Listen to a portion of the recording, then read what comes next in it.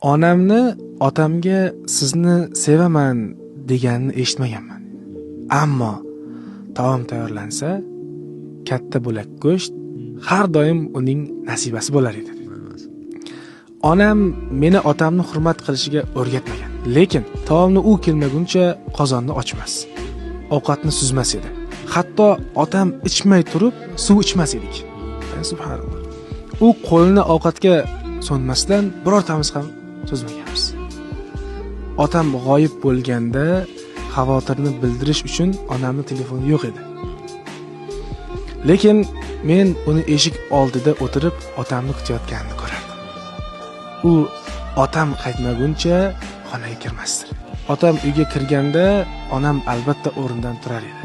Onam doimo bizga isrof qilmanglar. Otanglar quyosh tagida ishlab sizlarga rizq topib kelyapti derdi. Otam uxlayotganida onam go'yo uyda komendantlik soati e'lon qilingan bo'lardi. Na ovoz ko'tarilar, na o'yin kulgu, to otam uyg'onib ketmasin. U boshqalar tomonidan zulm ko'rganini ko'rardim. Ammo otam qaytganida unga hech narsa demasdi.